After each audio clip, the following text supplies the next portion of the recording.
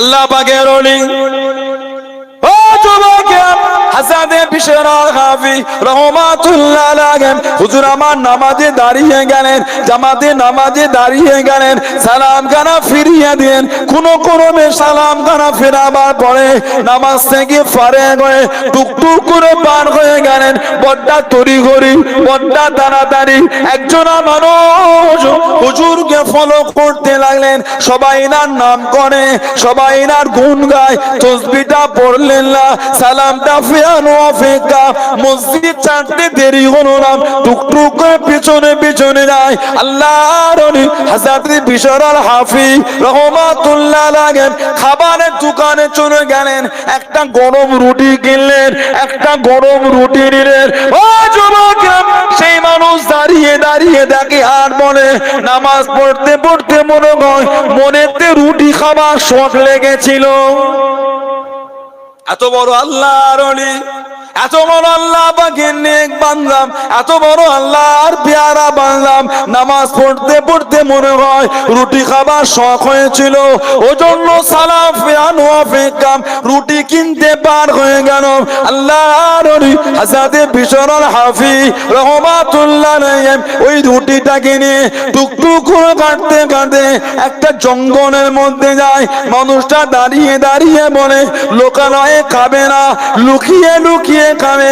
মানুষটা হেঁটে হেঁটে যায়। ও যুবক, আল্লাহর ওলি হযরত বিশরাল হাফি রহমাতুল্লাহ আলাইহি জঙ্গলের মধ্যে গিয়ে একজন অন্ধ মানুষ, কমজোরি মানুষ, একজন অন্ধ মানুষ টুকটুক করে চুলে বসিয়ে দে রুটিটাকে চিনে টুকটুক করে খাওয়াতে লেগে দে।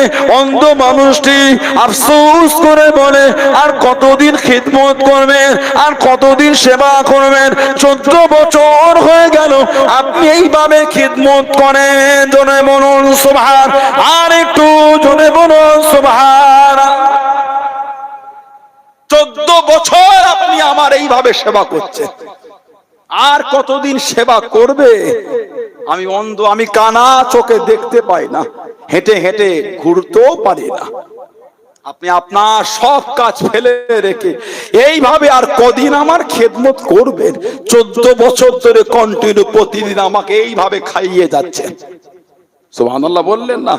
ওই মানুষটি দূরে দাঁড়িয়ে দাঁড়িয়ে ঝরঝর করে কাঁদছেন। ও, আমি বিশরাল হাফি হুজুরকে কি ভাবলাম, আর এসে কি দেখছি। উনি মসজিদ থেকে বার হয়েছে নিজের খাবার জন্য নয়, এই অন্ধ মানুষটার ক্ষুধা লেগেছে তাকে খাওয়াবার জন্য। জোরে বলুন না সুবহানাল্লাহ। এত বড় আল্লাহর ওলি হয়ে গিয়েছিলেন।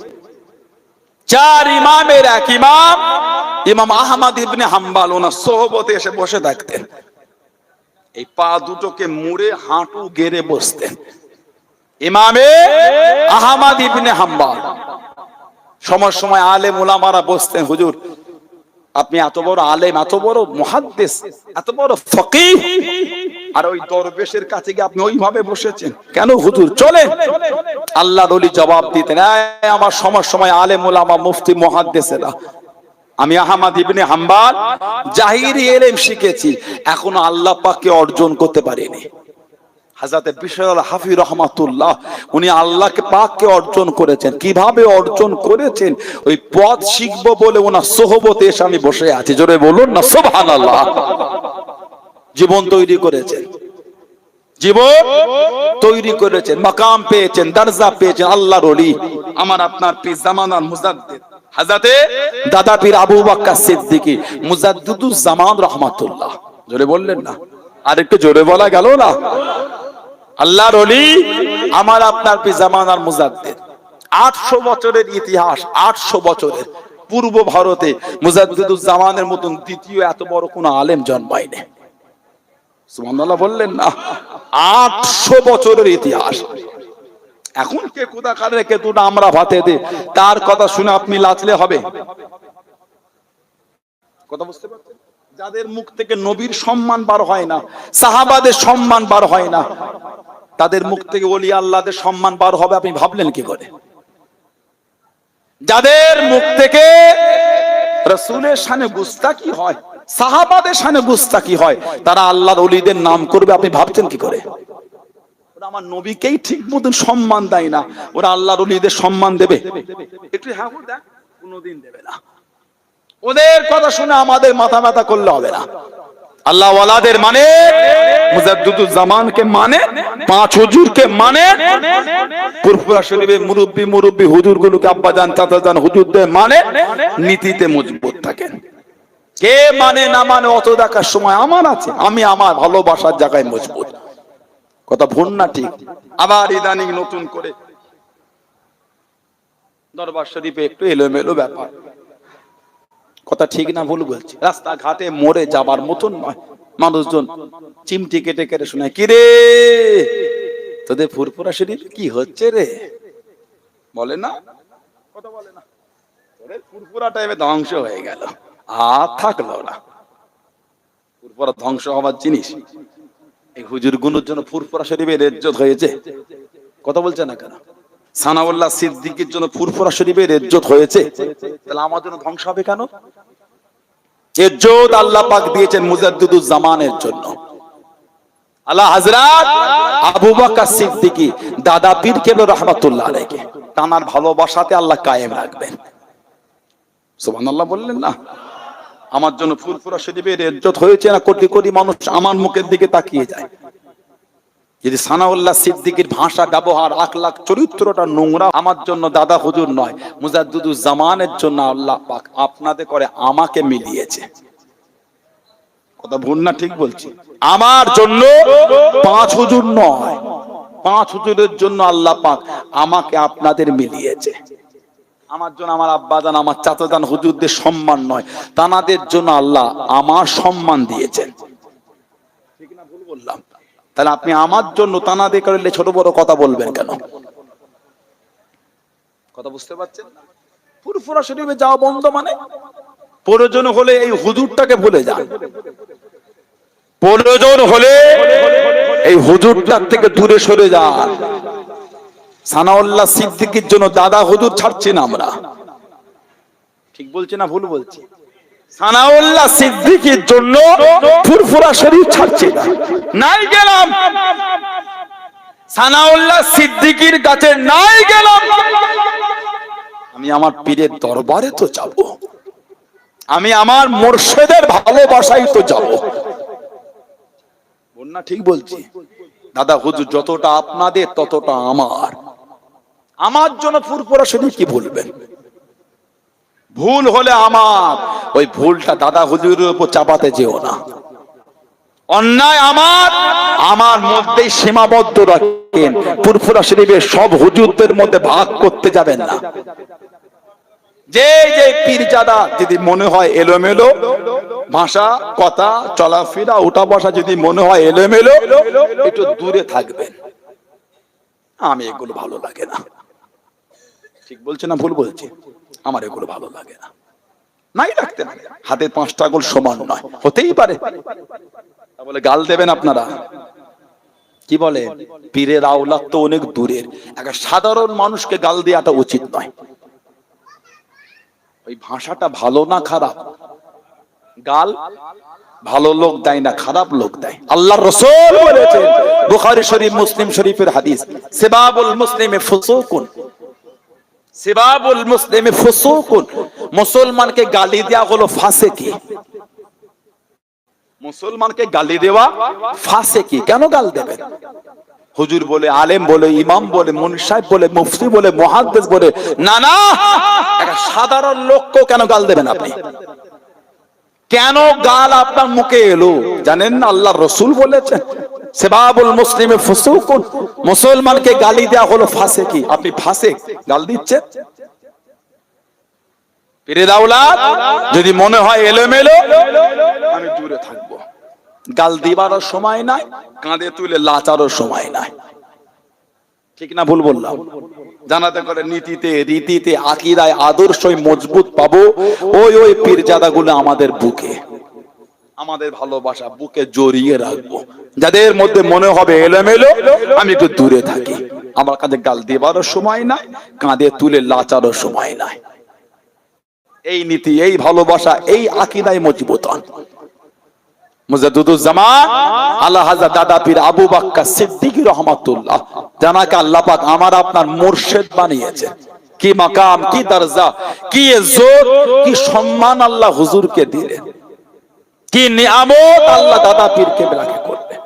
হুজুর হজ করতে গেলেন। ভারতের একটা রাজ্য আছে আসাম, ভারতের একটা রাজ্যের নাম হলো আসাম। হুজুর আসামে গেলেন। আসাম, এই আসাম আর মেঘালয় হলো লাগোয়া, গায়ে গায়ে। মেঘালয় একটা জায়গা আছে মানকেচর বলে, মেঘালয় মানকেচর। ব্রিটিশ পার্লামেন্টের মেম্বার ছিল খান বাহাদুর শাহ, ব্রিটিশ পার্লামেন্টের মেম্বার ছিল খান বাহাদুর শাহ। দাদা হুজুর আসামে গেলেন, মানকেচর মেঘালয়। খান বাহাদুর এসেছে, হুজুর এই আমার মায়ের কবর এই পাহাড়ের ওপর একটু জিয়ারত করতে হবে। ব্রিটিশ পার্লামেন্টের মেম্বার দাদা হুজুর কেবলা গেলেন, ওনার মায়ের কবরটা জিয়ারত করে হুজুর কেবলা আসছেন। দাদা হুজুর বলছে, বাবা এখানে আল্লাহর ওলিদের মাজার আছে গো। সব বন হয়েছিল, বন। আপনি যে আজও যান দেখতে পাবেন মেঘালয় মানকেচর পাহাড়ের উপরে। মুজাদ্দিদুজ্জামান বলে, বাবা এখানে আল্লাহর ওলিদের মাজার।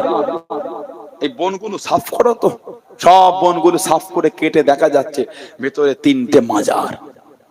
দাদা হুজুর কেবলা দেখিয়ে দিলেন। জোরে বললেন না সুবহানাল্লাহ। আসামে হজ করতে গেলেন ঝাউডাঙ্গা। দাদা হুজুর কেবলা হাতের তৈরি মাহফিল, ফুরফুরাশে হুজুররা যান, দাদুজান হুজুররাও গিয়েছেন ঝাউডাঙ্গা আসাম। মুজাদ্দিদুজ্জামান হজ করতে গেলেন। সেই এলাকার মুরব্বী মানুষগুলো এসে শোনায় যে আমরা আমাদের আব্বার মুখে শুনেছি। কি না, দাদা হুজুর যখন এসেছিলেন এখানে সব ভাঙন ছিল, নদীতে ভেঙে গেছিল। ব্রহ্মপুত্র নদী ও শাখা এসে সব ভেঙে ভেঙে আমাদের বাড়ি ঘর তো সব ধসে ধসে চলে যাচ্ছিল। মুজাদ্দিদুজ্জামান আসলে আমরা আমাদের আব্বাদের মুখে শুনেছি। ওনার মুরব্বীরা বললেন যে হুজুর কেবলাকে হুজুর দোয়া করে দেন, হুজুর সব গ্রাম উজাড় হয়ে যাচ্ছে। দাদা হুজুর কেবলা হাতে লাসা, হাতে লাঠি, আসা আসা লাঠি, এটা নিয়ে দাদা হুজুর কেবলা ঘুরলেন, একটু দোয়া করলেন। আজও যাই সেই মুরব্বীগুলো বলেন যে আমরা আমাদের আব্বাদের মুখে শুনেছি এখানে সব নদী ছিল। হুজুর কেবলা দোয়া করলেন, আল্লাহ পাকের হুকুম এখন সব চর হয়ে গেছে, গ্রাম হয়ে গেছে। জোরে বলা গেল না সুবহানাল্লাহ। মুজাদ্দিদুজ্জামান দাদা হুজুর কেবলা হজ করতে গেলেন। যেই মাঠে দাদা হুজুর হজ করতে রান্না হতো, ওই মাঠে সব আগে এলাকায় ছোটবেলায় দেখেছি বাঁশ নিয়ে ভ্যানে করে ঘুরতো। সেই খেলা দেখাতো, 10 দিন 5 দিন 7 দিন করে থাকতো। জেন্দা মানুষকে মাটির তলায় ঢুকিয়ে বলে কবর দিল। এটা হ্যাঁ আগে হতো না, এখন একটু কমেছে। আগে এরকম ঘুরতো। মুরব্বীরা বলেন এই এতে মাঠে ওই যাত্রা করবে বলে বাঁশ ফেলেছে। মুরব্বীগুলো কেঁদে কেঁদে বলে, আমার পীর এই মাঠে জলসা করে, এই মাঠে তোমরা যাত্রা করো, অন্য জায়গায় যাও। বলছে না এখানেই করবো। হলো না, থানা থেকে দারোগা নিয়ে এসেছে। উনি চেয়ারে বসে বলে খোঁড়। ওই বাঁশ পুঁতবে, খুঁড়ছে শাবল দিয়ে। ওই যে হুজুর এই শাবল খালি ঠুকেছে, মাটি তুলেছে। আর রান্না হতো ওই কাঠের আংরা গুলি, এবার তুলে তুলে ফেলচাল। বলছে এখনো আংরা আছে রে, ওই কাঠ কাঠগুলো আছে, এই তুলে তুলে ফেলছে, টিটকিরি দিচ্ছে। আল্লাহ পাকের হুকুম, ওই গর্ত থেকে সাপ ঠেলে উঠেছে। খোঁড়ো এবার কমন খুঁজছিলে, খোঁড়ো। বলো যে ওই যে রেখে ছুটেছে, বাঁশ তোলার লোক নাই। আল্লাহর ওলিদের ইজ্জত আল্লাহ পাক দিয়েছেন, তিনি কায়েম রাখবেন। জোরে বলে, আর একটু জোরে বলা গেল না। আল্লাহ পাকের ওলি ও যুবকেরা, ও আমার মুরব্বি বাবা, আমার আপনার পিতা দাবির রহমাতুল্লাহ আলাইহি আসামে ঝাউডাঙ্গাতে ওয়াজ করেন। আসামে ঝাউডাঙ্গাতে ওয়াজ করেন। হাজার হাজার মানুষ আল্লাহর ওলির মাহফিলেতে বসে আছেন। 3 দিন ব্যাপী মাহফিল হয়। মাঘ মাসের 21, 22, 23, 22 তারিখে একটু বড় হয়। আজও মাহফিল হয়। ও যুবকেরা, আল্লাহর ওলি আমার আপনার দাদা পীর রহমাতুল্লাহ আলাইহি হুজুর আমার ওয়াজ করতে লেগেলেন। হঠাৎ করে রাস্তার উল্টো দিকে একটা বাড়িতে আগুন লেগে গেল। কেন লোকেদের মধ্যে ছন্ন ছাড়া। ও যুবকেরা, আল্লাহর ওলি আওয়াজ দিয়ে জানিয়ে দিলেন, বাবা কি ওঠো না বাবা, কারণ যাওয়া লাগবে না বাবা, সবাই বসো বসো বাবা, কেউ ওঠো না বাবা, মাহফিল থেকে ছেড়ে কেউ চলে যেও না। আল্লাহর ওলি জানিয়ে দিলেন, আল্লাহর ওলি শুনিয়ে দিলেন, বাবা আমাকে একটু মাটি দাও, বাবা আমাকে একটু বালু দাও। আল্লাহর ওলিকে দিয়া হলো। ও যুবকেরা, ও আমার মুরব্বি বাপ-দাদারা, মায়েরা, বোনেরা, মহিলারা, আল্লাহর ওলি আমার আপনার দাদা পীর মুজাদ্দিদুজ্জামান হযরত আবু বকর সিদ্দিক রাহমাতুল্লাহ আলাইহি কুরআন শরীফ পড়ে ফু দিয়ে দিলেন, দম করে দিয়ে ওখান থেকে বসে বসে বিসমিল্লাহ বলে তিনবার ছুঁড়ে ছুঁড়ে দিলেন। আল্লাহ পাকের হুকুমে ওই বাড়ির আগুনটা বন্ধ হয়ে গেল। জোরে বলুন সুবহান, আর একটু জোরে বলুন সুবহান। ইনি আমাদের পীর জামানার মুজাদ্দিদ। বলে পুরপুরা শরীফের দাদা হুজুর, তোমাদের মসজিদে মুয়াজ্জিন নাকি? ওদের দাদা হুজুর। চেনো ওনাকে, চেনো ওনার ইজ্জত। বাংলায় ফতোয়া দিয়েছিল বাংলা ভাষায় দিনের এলেম শিক্ষা না জায়েজ, জানেন আপনি? বাংলা ভাষায় শরিয়াতের বিধান শিক্ষা না জায়েজ ফতোয়া দিয়েছে। আপনাদের ঘরে নামাজ শিক্ষা আছে? একটু হাঁকু দেন। কি ভাষায় আছে বলেন? বাংলায় নেই। বাংলায় আরবি লেখা থাকলে বাংলায় উচ্চারণ আছে না নাই? বাংলায় তার বাংলায় মানে লেখা নাই। নামাজ শিক্ষা বুখারী শরীফ, মুসলিম শরীফ অনেকে বাড়িতে কিনে রাখে, বাংলায় না ইংরেজিতে না আরবিতে? আপনার আরবিতে পড়েন তো, বাংলায় কি বলে? ফতোয়া দিয়েছিল বাংলা ভাষায় শরিয়াতের বিধান শিক্ষাটা না জায়েজ। মুজাদ্দিদুজ্জামান আমার আপনার পীর জামানার মুজাদ্দিদ আবু বকর সিদ্দিক আল কুরাইশি রাহমাতুল্লাহ এই ভ্রান্ত ফতোয়াকে খণ্ডন করে দাদা হুজুর অনুমতি দিয়ে কম বেশি ২৫০০ চটি মোটা ছোট বড় ২৫০০ খালি ফতোয়া মাসলা মাসাইল কিতাব ২৫০০ লিখিয়েছেন। যেটা বললেন না, ২৫০০ এই খেদমতটাকে আপনি কি ভাবছেন? আপনার ২৫খানা বই লিখার দূরের কথা, অর্ধেক বই লিখার ক্ষমতা নাই। ২৫০০ কিতাব লিখিয়েছেন জামানার মুজাদ্দিদ। দিনের জন্য যে খেদমত, আহলে সুন্নাত ওয়াল জামাতের ঝান্ডা উঁচু করার জন্য দাদা হুজুর বাংলা নয়, আসাম, ওড়িশা, ত্রিপুরা, মেঘালয় নয়, ওপার বাংলা এপার বাংলা, এমনকি আরব আজম পর্যন্ত মুজাদ্দিদুজ্জামান রক্ত পানি করে ফেলেছেন। আপনাদের দাদু বংশের মুরব্বীরা আমার মুজাদ্দিদুজ্জামানের সাথে ঘুরে ঘুরে, ৫ হুজুরের সাথে ঘুরে, তানাদেরও রক্ত পানি হয়ে গেছে। এমনি আজকে সুন্দর বাগান নয়।